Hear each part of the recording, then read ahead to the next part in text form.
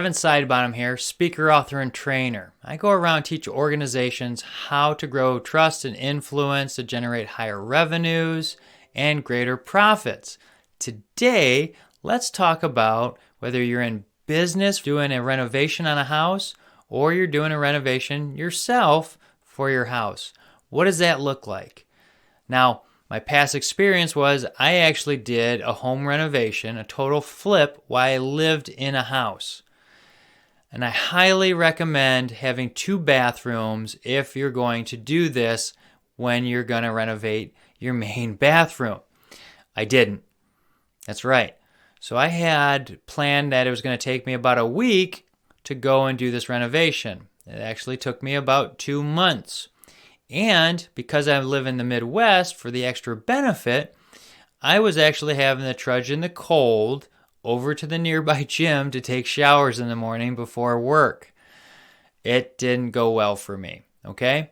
So I know from experience how to do a budget for a renovation and why we want to use a few things and how to plan well and how to avoid some mistakes, okay? So let's first get into what we want to do. If you're going to do a renovation and you have no idea how much it's going to cost, contract at least 3 contractors to come in and tell you how much it's going to cost to do what you want to do.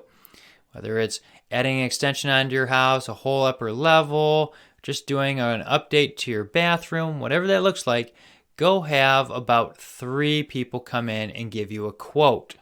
Don't just go over to Lowe's or Home Depot and have them tell you. Have contractors do it because they figure in the material and the labor and they'll give you a number. And then you can figure everything out. When I did the foundation on the house, I had 3 people come in and figured out how much it was going to cost me and then figured out how much I had to save later on in budget and everything to go through that. So what we need to do is make sure we have our end game in mind. It's kind of like, hey, we're going to go out on a boat. We're going to go sail somewhere. Well, if we have no idea where we're going to go and what that's going to look like, how do we know when we get there? So figure out what it is you want to do, how much it's going to cost you, okay? Then we want to plan for how much it's going to cost us to have the plumber come in, the general contractor, if we want to sub it out so that way we can save a little bit of money. We also want to add it to our monthly budgets so that way we can save up to it because when you pay cash, you can actually get better deals. Yeah, that's right. When I was paying cash, I bought a furnace, air conditioner, all this stuff for about 1/3 of the price because I had the cash right up front that I was able to go negotiate and get a good deal. Now, we also need to know what are the busy times and what are the slow times of when contractors are doing stuff because their schedules are going to fill up, and typically when they're booked solid, what do? Well, they jack up the price, supply and demand. Hey, if I'm going to do this project, I'm going to make some more money on it. So we need to figure out when the slow times are for projects and when are the busier times, so that way we can get a little bit more money as well. Now, we also need to figure out, do we absolutely need to do everything or not? Or can we do some things and wait later for others? That's what we have to figure out. And we also want to budget in a little bit of extra because 9 times out of 10, projects are a little bit more costly because we want to make some changes or we find out that the electrical in a room is not to code and we need to update it. Some other things will happen. If you've watched any of these house flips, you know it from experience watching those things happen. Now, I also say make sure we add this as a line item in our monthly budget so we can save up for all these things, so we can pay cash. Because if we're taking out loans from the bank, we're paying interest. Well, if we can take that money and invest that money that we'd be paying to the banks as interest, we can actually make more money with it. That's what wealthy people do. They actually make money work for them. So we want to make sure we're doing as much by cash as possible so we can get better deals and make the money work for us and get actually more. We can do upgrades too if we have cash and they have excess out somewhere. Okay? Now it's up to you if you want to do some of the work or all the demolition, which is kind of fun, but I want to warn you, when you do plaster demolition, that plaster dust goes everywhere. Just ask my wife. I had not put up plastic, and I had plaster dust all in the living room and in the other bedrooms.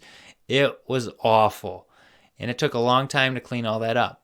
So we want to make sure we're understanding what the costs are and whether it's cheaper for us to do it or someone else. So figure out how much you make hourly, figure about how many hours it's going to take you to do something, and see if it's worth it. Because sometimes it's actually cheaper to have somebody else do the project than you.